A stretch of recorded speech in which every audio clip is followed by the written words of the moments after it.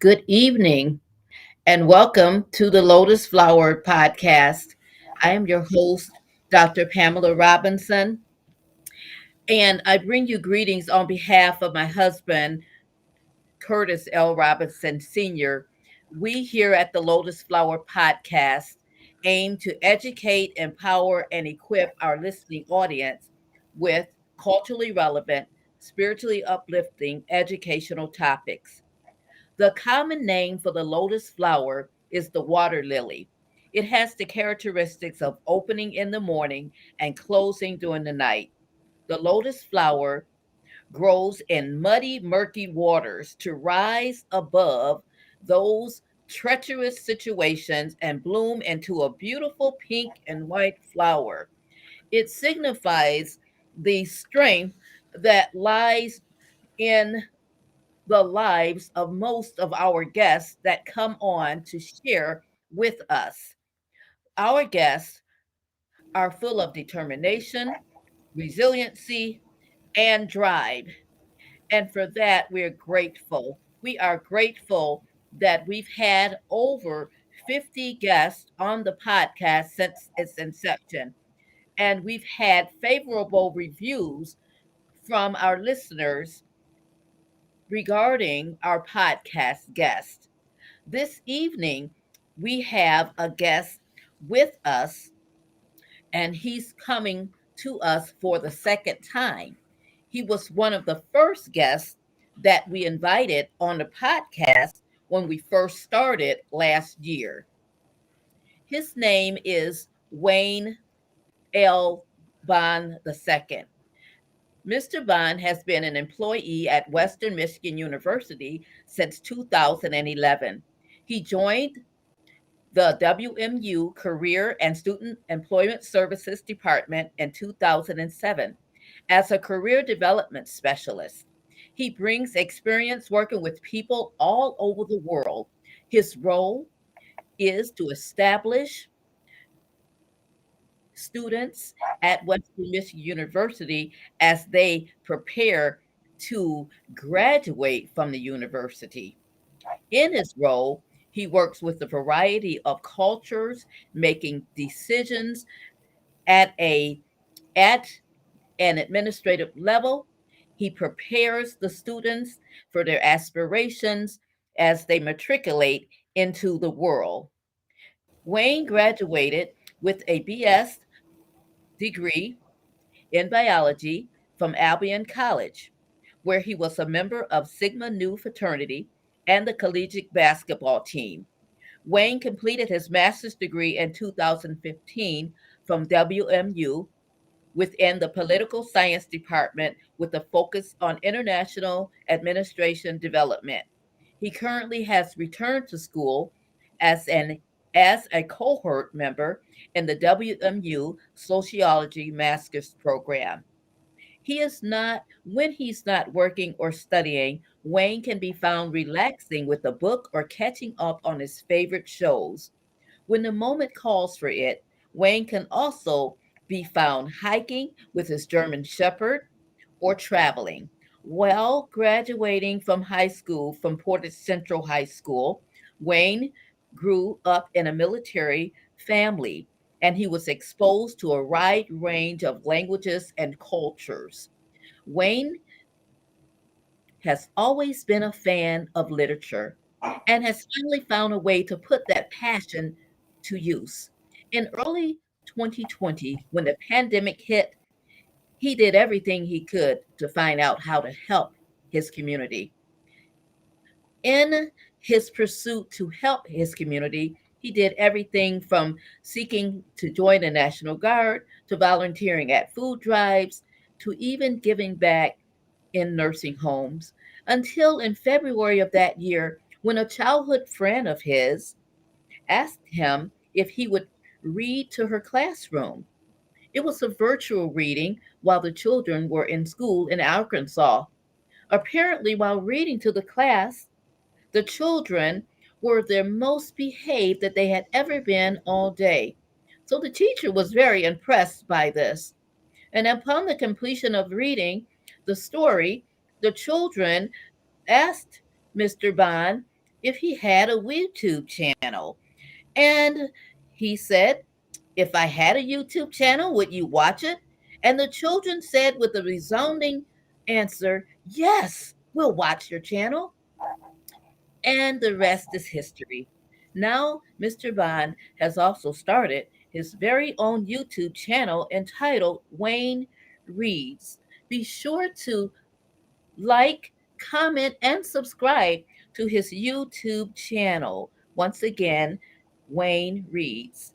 Now, I would invite you all to pull up a seat and join me and Wayne as we discuss intergenerational dialogues, which are forums that bring together older adults and younger adults as they try to bring together some type of shared knowledge under a collective experience.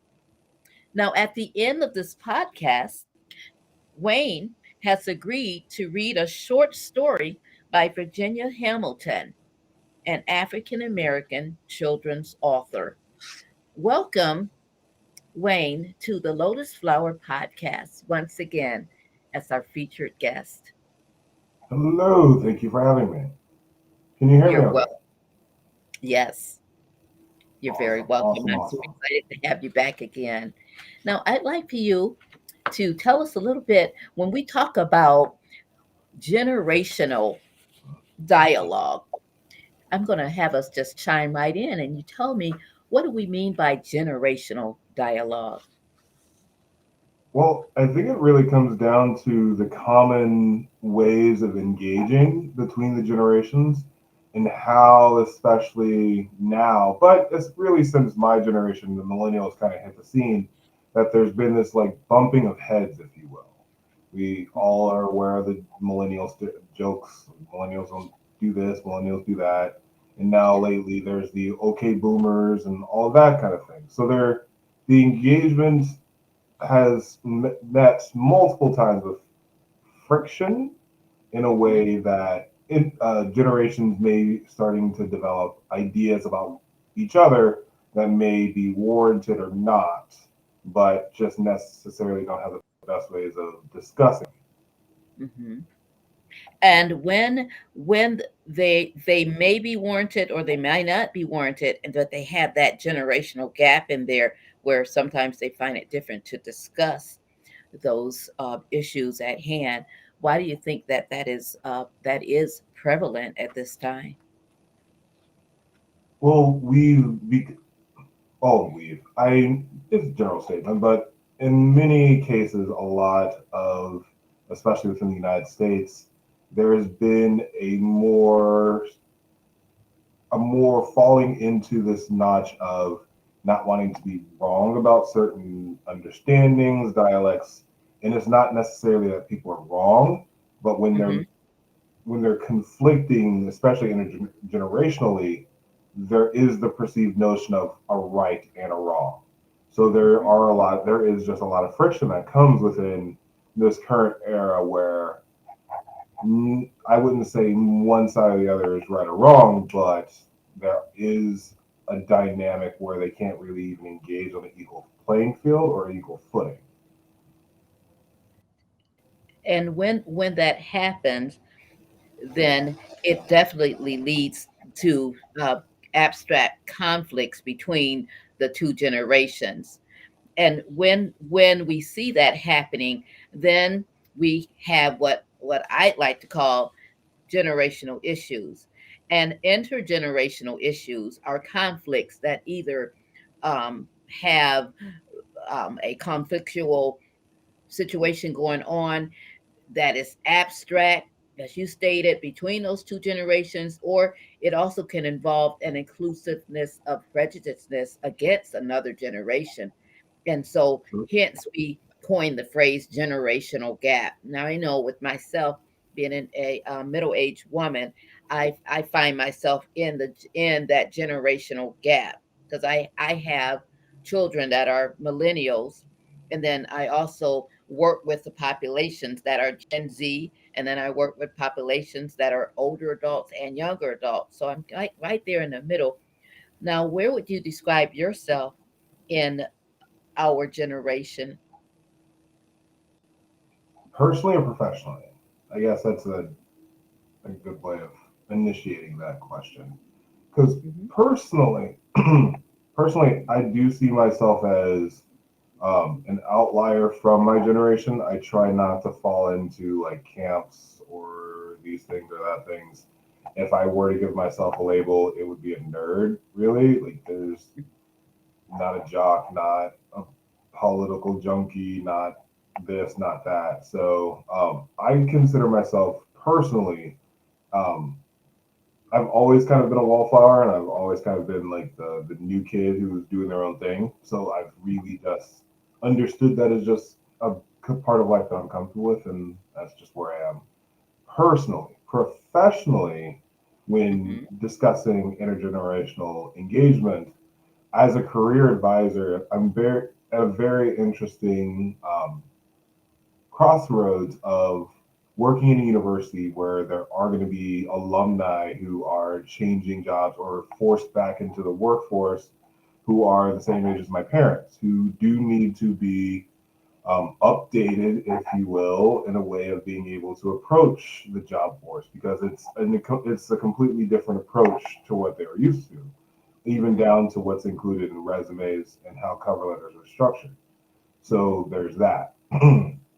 Sorry, as a millennial, I see myself as someone who is slowly wading into this environment of having your own social brand and your own personal brand kind of thing. Never really Hmm. was too comfortable with it, but over the last few years, not only do I have the the Wayne Reed's YouTube channel, but I do anime content with my friends. So Hmm. I do a lot of different things of my own personal gratitude and satisfaction in like a more real fun format. And if it turns into something else, great. But I do see myself as finally wading in to this social media influence driven content creation generation that I'm a part of, but I've always seen myself as like a boomer millennial because I don't necessarily want to be a part of like all the new things. And that's just how I approach that understanding. Hmm. And when so at this point, you do you see yourself as a millennial? Is that correct? I am. I'm specifically right in the middle of that age group. So Yeah. I understand the older side, which are early 40s, that are really starting to step into leadership positions and top tier companies, as well as like who have built a lot of new tech and a lot of new things, as well as seeing the ingenuity and craftsmanship and just creativity that's coming from these early mid 20-year olds who I think the cutoff now for millennials is like 26 is like youngest, Hmm. 26, 27 is like the youngest, and then it really is just it's the Gen Z world. Hmm. So when you're working because I would imagine that you work with Gen Z and millennials in your professional role. So Primarily, yes. how do you adapt to working with both groups? Well, the biggest thing to adapt to now is getting individuals to understand that a lot of what people are looking for, in many cases, they've already done in different capacities. There are many instances where there's a lot of pressure put on this internship or this grade level or this happenstance. But in many cases, you could talk to a student and they've had all the experiences that employers are looking for in just in different capacities in a different job or in a volunteer opportunity with their local church, with their families, Hmm. friends, schools, what have you. So, Hmm. and to be completely honest, with the student organizations, there are so many students, young people right now that are doing logistical work by just getting transportation to esports tournaments. That is Hmm. a huge thing to have Hmm. experience in. Creating flyers to raise money for different things is advertising promotions that you that has a much higher level of impact on the education because they're actually like doing it than X amount of just practice in the classroom kind of thing. So Mhm. in many cases, this young generation with the social media impact are getting experiences that will compound into those 4 or 5 years of experience that employers are looking for before Mhm. they're even out of college. Mhm. Oh So my, it's and that being yes. able, and it's being able to like get walk. It's really just walking them to that understanding, especially because we have a mindset of all this traditional. This is how it is. This is how it always is. Now you have all these different ways of getting experience. I've talked to students who are literally running a business through their Instagram accounts for a fashion line, and they're like, "Should I tell employers this?" It's just like, "Are you serious? You're running your own business in the field." Like, yes. Oh So my. it's just instances like that. And do you find that there is a learning curve there at all? Meaning It that from depends. yes, can you talk a little bit about that? What that might It look really like? depends on the preconceived notions that the student comes in with. I think that is the Okay. best way of putting it in the most fair way. There Mhm. are students who will come in that they go to a career fair and they talk to one person and they think that's everything that they needed to do for the job. And I'm like, you better talk to all 30 and then follow up with an email telling them That's why you're specifically good for this position. And it's one of those things of the learning curve is really salient on one students who may come from a background where either the school or family may not have had the resources, or just individuals in around them who may have been encouraging towards that, and that comes from every walk of life. mhm. And and then do you actually mentor them in terms of showing them literally how to go or get around that learning curve, or do you just meet with them that one time and give them some information and you all have a discussion, or is it like an ongoing type of It situation? it depends on the it depends on the individual. A lot of the cases, it's a student who's looking for resources to really point them in the right direction or really solidify where they may want to go. Hmm. In some cases, a follow up, hey Wayne, can you look at this email for connecting with these people, or for following up after this career fair, or for this lead that I may have gotten. In some cases, very few cases, I've had actual mentees or students who've just worked with me um, over their time at Western.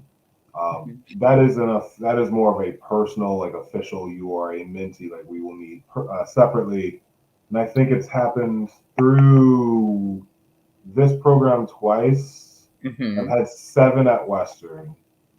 One was a student who wanted to interview me, and Hmm. then she was just like, I really would like to like just talk more. And I'm like, well, I would I understand your work ethic. I've known of you because she's interviewed for jobs. Hmm. Didn't take the job, and it was one of those students like, man, we would have been really good with them. So that happenstance at a later point in life, like I'm literally her biggest cheer. I'm one of her biggest cheerleaders, and when Okay. she reached out to me about moving to Colorado, I was one of the biggest factors of you can always come home, but it's going Hmm. to be harder for you to go. I She is one of two. I have one that went out to Colorado, and the other went to Texas. One who went to hmm. Texas, I'm so proud of because that was my first mentee to graduate, and Hmm. she's doing amazing down there. One did not believe that she was going to graduate um, college, period. And she got into the best social work program in the country. Didn't end up going because of COVID. She went to a local school for her, and that works out better for her personally. But um, Hmm. it has been quite amazing to at least be elevated into a realm where I'm able to have the impact on my generation and this upcoming generation. as well as being able to work interchangeably.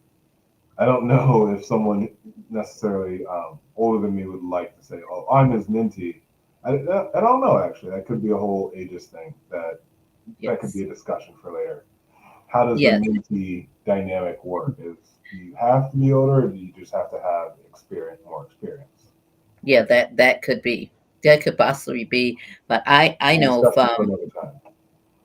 I know just from personal experience that I've worked with people that have been older than me, and I've been in the leadership role, and they have been receptive, and also men. I've worked with men, and I've been in the leadership role, and they weren't my mentees, but they were people that were under my leadership, and it worked out. It worked out okay. People have to be open minded. I find though open minded. But I did want to share with our listening audience what it means to when we say Gen Z and when we say millennials, what that means. So there are people that, if you don't know, that the term Gen Z uh, means people that were born approximately in 1996. The oldest Around that members time. of this generation, they're now entering their 20s. The Gen Z is the fastest emerging generation of employees, consumers, and trendsetters. And millennials, we hear that term just kicked around all the time. And so millennials are anyone that was born between 1981 and approximately 1996, ages 23 to about 38, approximately in there. So just about 35% of millennials, the way that they communicate through emails and texting. That's their preferred method of communication. And then with Gen Z, they communicate through chat, texting, social media, apps, and comments, and all of that. So that's the difference there between that Gen Z and millennials. And so I want to talk a little bit about what's meant by canceled culture. We hear that a lot, don't we, Wayne? Canceled Oh, culture. And some people may think, well, what does that mean? So yeah. I'm going to tell us what the definition is, and then I Oh, want you there's to a definition. expound a little bit on it. So I had to look this up myself, because I kicked the term around and really didn't know the total definition.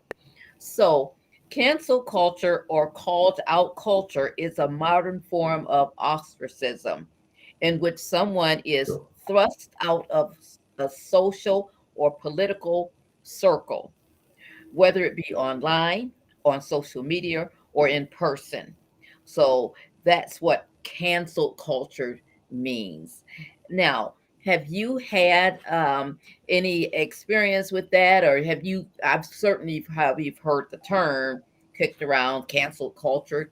If you have, can you tell us a little bit about that and how it fits into our intergenerational dialogue? Well, I've never actually been canceled, and that's the interesting part of the cancel culture um, apparatus, if you will, just because as a millennial, I've been protested, which is interesting, in my job position, but I wasn't canceled because of it. There were all of these virtual threats, people saying that they were going to do these things and that things, but I was never actually canceled. And that was, and while I'm not necessarily a sympathizer for their side, I do want to give credence to their plight in the situation.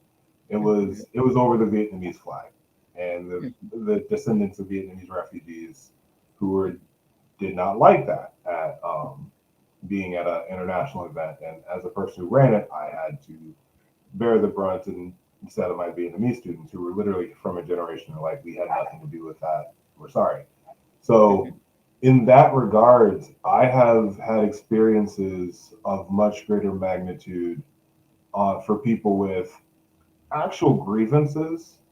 So when mhm. I actually do see someone say, "Oh, you're going to be canceled" or "you're canceled," I'm just my entire mental capacity at this point is, well, one, you can't cancel anyone who doesn't care, and I really Okay, don't. right. Um, and two, I've had a much more nuanced, difficult conversation with someone when I was in this. I was probably maybe 26, 27. Yes, because I was 29 when I took this job. So 26, 27 when I went through all that. So it was a very salient thing to experience then. So now Right, looking at cancel culture and people saying, "Oh, you can't say that," or "You're this, you're that." One, right. on this hand, I don't truly don't care. And two, on the other hand, I've been in situations where I know that there's much greater things out there to be worried about than someone's hurt feelings. Yes. And to people who do get hurt, there's nothing wrong with your feelings being hurt. It's just Mhm. one of those things to where if you I found out a long time ago that if I lived my life in accordance to how everyone else was hurt Mhm. and restrained myself from doing the things that I truly love doing, I would be miserable. And while I love everyone, I love myself more. Mhm. And I think that's That's true. good. That's excellent. That's a really good place to come to of self-awareness and all. Also, there's a such thing as the Me Too movement. The Me Too movement is a social movement against sexual abuse and sexual harassment, where people that are in public positions, they bring about these allegations of sex crimes. Now, the phrase Me Too was initially used in the context on social media in 2006 and on MySpace by a survivor by the name of Tarana Burke. Now, the Me Too purpose was to actually empower people that were sexually assaulted through giving them empathy and solidarity, because they were joining in numbers, these vulnerable women and now men as well. So, this Me Too movement has since exploded, especially when Harvey Weinstein, we do him in October 2017, he kind of got involved with that movement because there was an allegation against him. And when that happened, the movement just spread like fire. And so now you have this Me Too movement out there, even with our beloved Bill Cosby, kind of got caught up in that. And so when we look at the Me Too movement and we look at those intergenerational issues, I know in my day and age, we didn't have the Me Too movement. I know those things were yet going on, but now it has evolved to this Me Too movement where it's almost as if anything now becomes sexual harassment. Men and women, especially men, they can't even look at a woman sideways without being said, "Okay, you sexually harassed me." So tell me a little bit about, your knowledge with that Me Too movement and how it in your generation now, the Gen Zs and the millennials, how that's affecting the way you all actually can freely relate to one another without being accused of something you really may not even be doing. I think it has forced both genders and both people in romantic relationships to truly hold themselves to account when they are involved in interacting with people. As someone who was a young male in fraternity, there were a lot of instances where it's just like, yo, guys, this is just not cool. Other fraternities doing things. And understanding the dynamic of someone in my situation to where now as someone who's 34 and Mhm. single, I now have to understand one, as someone with my resources, I do need to understand that even if I do want to ask a young lady out, I have to understand that one, she should not be a student at Western Michigan University. One, Mhm. I Okay. automatically have authority over her. Like those are things that within the wake of the Me Too movement, there was a lot of honest growth. And in many cases, yes, there was a lot of overreach, but the actual things that came about it, at least for me, causes me to at least be a lot happier and healthier dating now. I am Mhm. much more comfortable literally on a date. Hey, is it all right if I give you a kiss goodnight?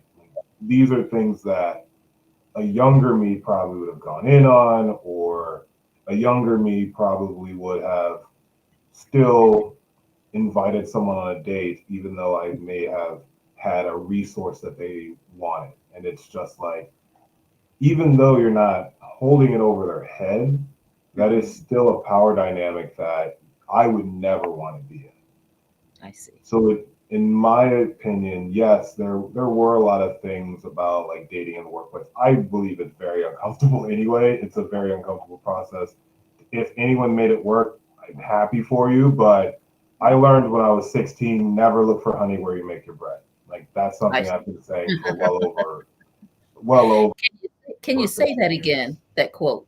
I like that. Never. Oh, What did you say? never look for honey where you make your bread. I like that quote. Now, you know what? I'm gonna have to put that in one of my sermons. Never look for honey where you make your bread. Now that means, It's just a bad idea. It's hey just man, because when it goes bad, and more times than not, for me at least, it has. It's yeah, just like it's just a bad work environment, and you just don't want. It's just not worth it. And if it that's is worth it, there does need to be at least a discussion about if there is a power dynamic. What happens if there is a split? Like you do need to be adults about it. So I do think it has, at least in my purview, forced, especially myself, to be a lot more mature about dating and a lot more forthcoming, and hmm not as necessarily as cavalier about let's just drink kind of thing. I no, let's have an honest conversation. I'm in my 30s now. Conversations are nice. exactly, exactly. Now let's move on down to talking about independent thinkers. Independent thinkers are people that have confidence in the ability to draw on their own innate intelligence and depend on their own judgment.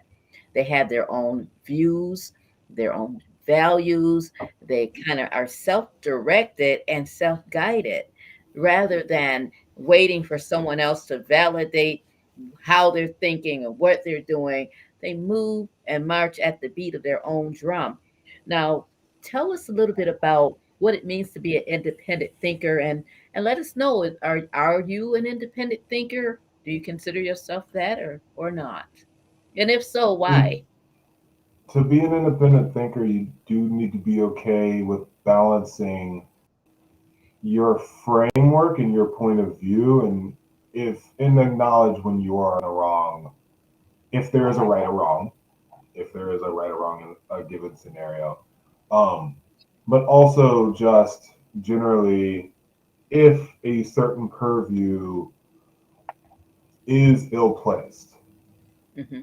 For an example, I wouldn't say I have always been an independent thinker. Now I am. I would probably say 17, 18, definitely 18 when I said, screw it and literally just start growing my hair out because I didn't care what people thought about me. Hmm. It was really when I actually really made that pivot.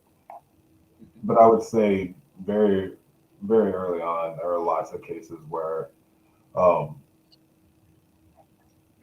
there were thoughts and stances that I may have had that now I cringe on. I know full well why any woman should be scared walking at 1 o'clock in the morning. But when I was 25, 26, I was pig-headed enough to try and make the argument.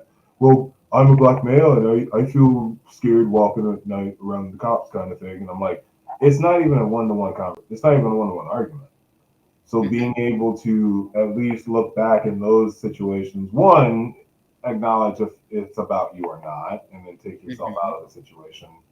And two, be able to have an honest dialect. And the biggest thing that I could tailor that to, especially what I'm going through right now, and I'm going to be vulnerable. I am having a tough time with everything. Obviously, the world is having a tough time with what's happening in Ukraine, but me personally, because I was born and grew up in Germany, Mhm. so my father could keep Russia out of the West.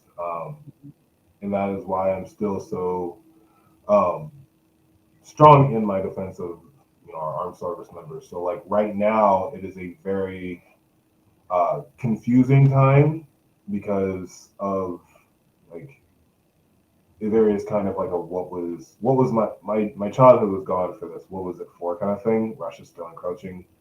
Um, so just in a very personal moment, like that is it's a really it's a thing you really I have to I'm really hassling with right now because Mhm. personally I a part of me is just like let's go in there, let's do this. And um I have I've this today I have thought I have literally had to sit myself down and it's like, Wayne, there's literally nothing you can do outside of upending your life Mhm. completely. um and it's been a hard day, so, at least for Mhm. that. I see. So sorry. Mhm. But Oh, personally I it's just one of appreciate those that. things. I appreciate you being vulnerable in that area because there are people out there that I feel that are feeling the same way. They just don't know how to express it, or they may not be comfortable with sharing that. So you may have given them permission now to feel their feelings and release that. So thank you for sharing that. Let's move on down to what it means to, when people say that Black people are a monolith. Sometimes we think that Black people do the same thing. They all eat fried chicken. They all eat watermelon. They all eat pinto beans and cornbread, neck bones. They eat the pig from the rooter to the tutor, that they all love to listen to that jazz, not jazz, but rap music, and they sag and they're, hypersexual. The men are basketball players, the women love to get their nails done, and all of that. So we just want to sometimes lump them all together and call them a monolith. Now, what does it mean to be a monolith? Once again, it means that the people are all doing the same thing. Black is not a monolith.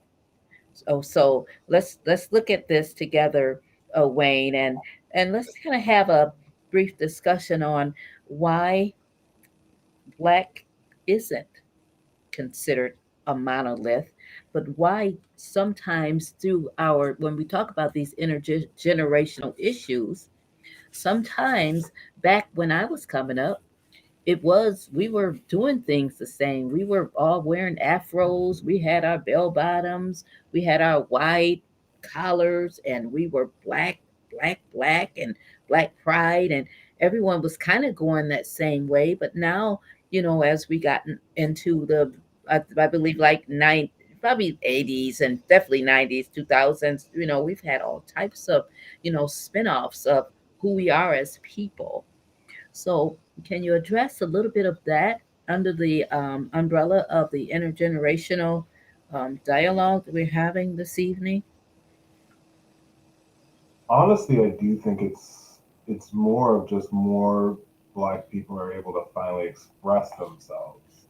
Is to be completely honest.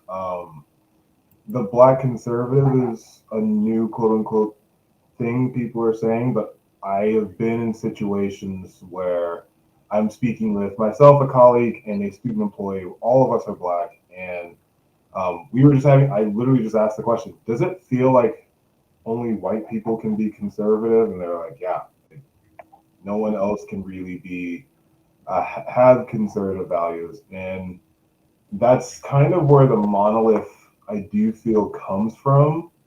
Hmm. In many ways, it is this rigid creation of just this is this class of people. And unfortunately for them, but fortunately for us, there has been this ability to now, start intergenerational wealth without it Hmm. being destroyed and taken away. And it's Hmm. funny that most people who are making all of these arguments about terrorism and things being done now, literally 100 years ago, would be looking around. It's like, oh, this is what Black people are going through. Okay, like, all right, cool. Like, I can back off of a lot of these things. Like, there's a lot of real world things that have happened that a lot of people either don't vibe with completely or Mhm. don't really try and accept. So that's why it's all just compacted in. And that's Yeah. where a lot of and I get very frustrated at this as not necessarily always being an independent thinker, but always being someone who's always just done my own thing, is just the Yes. whole like, you're so white conversation. Like, I see. that is both, Saying, it's a saying you're double, so white. Saying people yes, saying you're so white.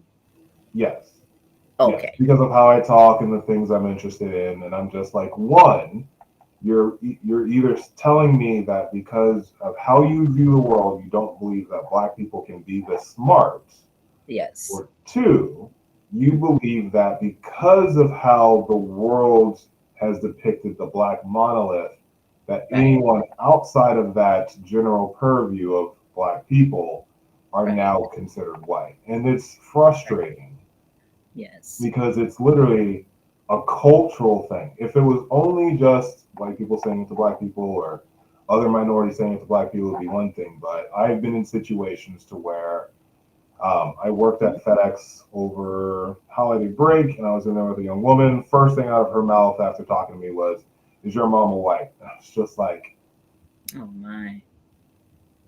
"It's literally because of how I talk." Oh my. And then of course she tries flirting, and I'm like, "That we are off on you no, wait, Right. all of this stuff." And it's just one of those things to where I get it enough when someone who's, my friends don't say it anymore because I have literally told them, "Hey, I get that you're joking and you're haha, but you're literally telling me that you don't think that Black people can be educated." They're like, "No, I don't think that." I'm like, "But I'm telling you, this is what you're saying to me." And then they haven't said it since. But Yes. still being in situations where it is frustrating. Like, my name is Wayne. Um, it's not that I don't consider it a true microaggression just because Wayne and Dwayne, but I don't Yeah. stutter, and Mhm. it's very simple. So there is a very big noticing the differences and engaging people there. Um, so again, the monolith just is both institutional and Mhm. but more frustratingly than that, it's cultural, and Mhm. it's a universal cultural, and that's where there are some things where you go, you know what, over time we'll get there, but it's such an entrenched like leveling. I'm just like, I don't know. I really don't. Hopefully, when everyone is like a shade of brown, we don't have to have those discussions, but that'll be a But few. until then, I am very happy that you are comfortable in your skin and being who Oh yeah. you are.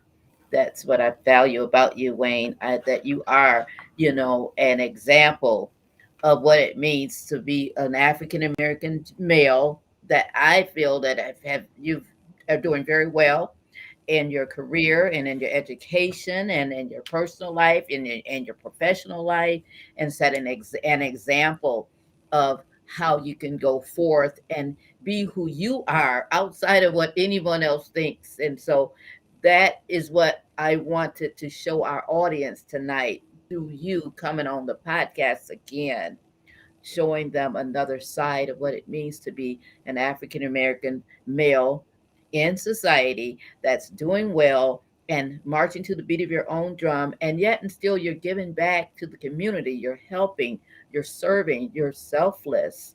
That's what it's all about. And so I hope that some male and females, but especially males, will watch this, if not tonight, but in the future, and actually be encouraged by what you're sharing. Now, I want to move on over to having you read to us once again. Wayne has a YouTube channel that's entitled Wayne Reads, and he on his channel reads stories to children on a weekly basis, and it's a very interactive and fun-filled channel. And he's going to read to us a book tonight by a renowned African American children's author by the name of Virginia Hamilton. And I'd like to say that it's a good timing because we're here in Black History Month, coming down to the end of it in about 4 days. And so it's right on time that you'll share this novel, this short story with us. So you can go ahead and tell us the Excellent. title and So read that to us what I, now. what I'm going to do is I'm going to go the title. I'm going to take my headphones off just because, as you mentioned, I'm very expressionable when I read. So I'm going to scoot Okay. back a little bit. Okay. So for Okay. those, I forgot the cover again. Send it to you just so you have it for a later point. But Virginia Hamilton made this amazing um, novella and created her stories, which is really African American folk tales and fairy tales. And for a young black male who was born in Germany, chose to be an American citizen, being able to have fairy tales of black and brown people who really can look at me and what I'm doing is a true testament to their suffrage, really just makes it a lot more meaningful. So what I'm going to read for everyone is Mom Bet and the Little Ones a Glowing. So I'm going to take my headphones off real quick and I'll be right back. Okay. Mom Bet and the Little Ones a Glowing. Mom Bet and her son Jody lived in a house at the edge of the fields where the woods began. The garden was shaded by a high old tree. Mom Bet often said that the tree had taken a leap out of the woods right into her heart. Jody said Mom Bet loved that tree more than him. She laughed and teased, I love you both the same. Every day before they cleaned, Mom Bet was there to see the first light fall over the tree. On Friday, seated on her back porch, she waited for the day to gather in the leaves. Friday was the day when Mom Bet and all the other folks going down the lane kept out of the fields. Folks said Friday work, bad luck too. Stay at home though, and something good may happen, Mom Bet told Jody. Every Friday, Jody would say, I'm waiting for something good. Jody was a kindly young fellow, for true. Just before dawn, this Friday, Mom Bet sat, a cup of tea next to her on the top back step. Her garden of hollyhocks, zinnias, snapdragons, tomatoes, pole beans, and cabbages were in the shadow. Then the dimless floor came in, first in the corners, then shining on the flowers. Dawnlight gleamed over the tree, yet it was different somehow. It was twinkly like starlight. Net, it was light bursting, like Mom Bet had never seen.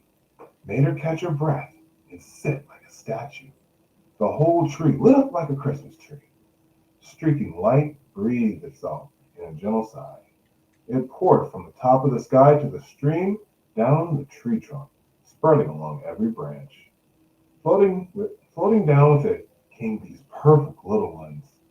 There were glowing little girl ones and little boy-shaped ones, just the happiest, little delicate ones. They rode the light streams down and sprang on the braid of glass.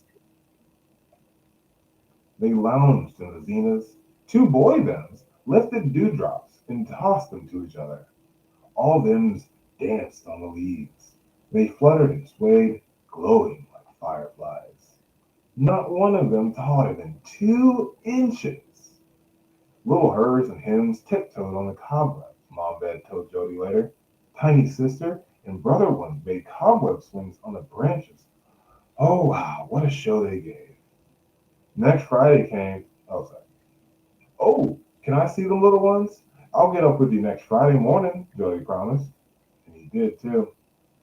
Next Friday came, and Mom Bet and Jody sat as the little stumps were they.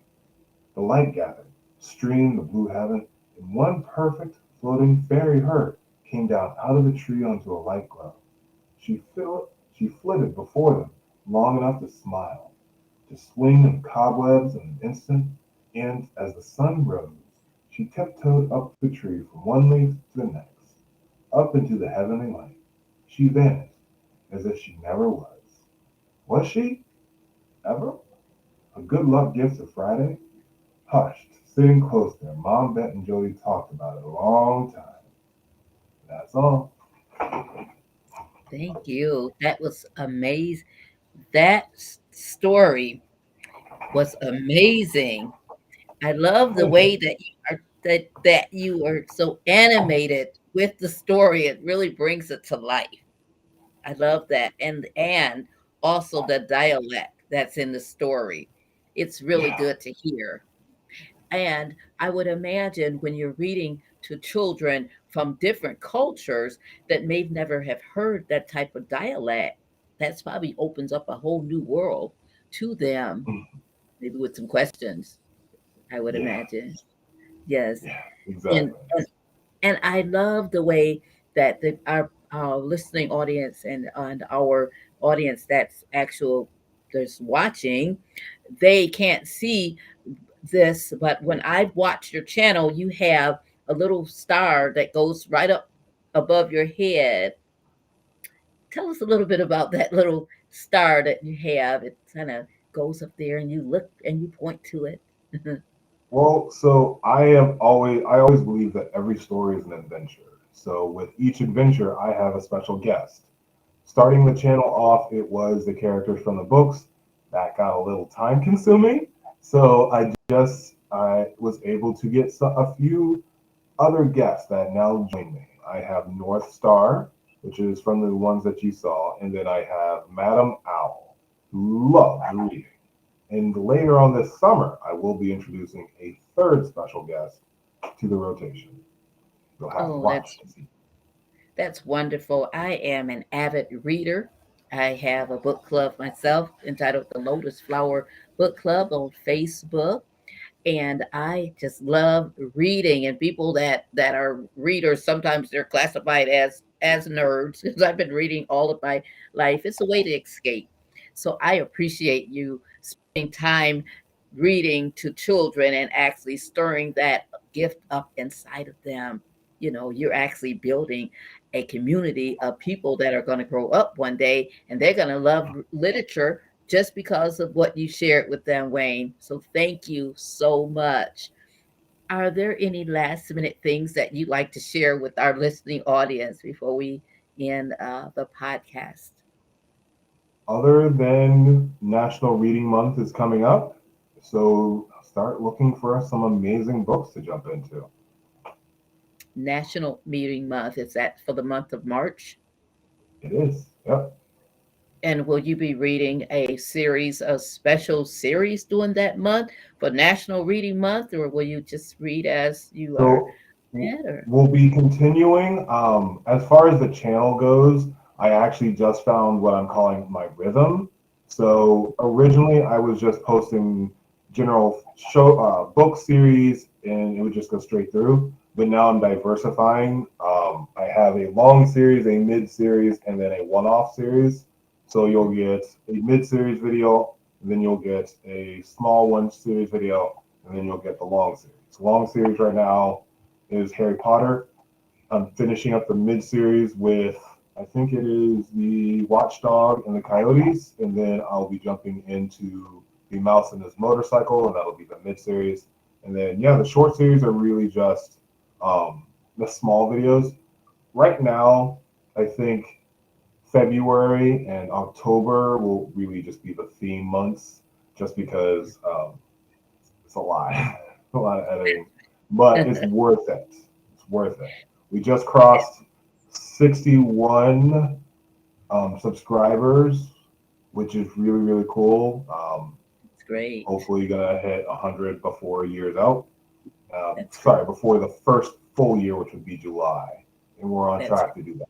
So that would be, well good. and who knows? I would like for this to start generating in the next 2 years, which it That's seems to be on track to do, which would be really cool. That's good. Well, we'll continue to post your links in our podcast and on our other social media platforms to help you to reach that goal, Wayne. Now, tell our listeners before we end, how can they connect with you and that YouTube channel, Wayne Reads, once again? So yeah, just going into YouTube and Wayne Reads, WayneReads. I'll also send you a link so you can have it in the description of the YouTube video. But yeah, just Wayne Reads. It'll be the guy with the cat on his shoulder, opening a book of adventures. Okay.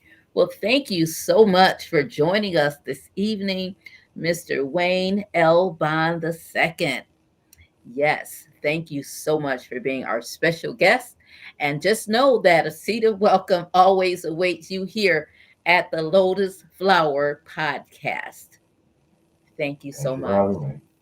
Have a good Thank you. evening. Bye bye. Mr. Wayne Reed, we are so grateful to have had him be a guest for the second time on the Lotus Flower Podcast as we shared intergenerational dialogues. What a discussion!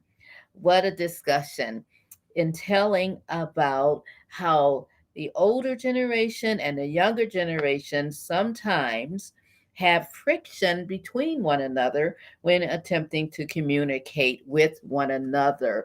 We were able to talk about a variety of points, one being the canceled generation, what are millennials, what are Gen Z, generational people.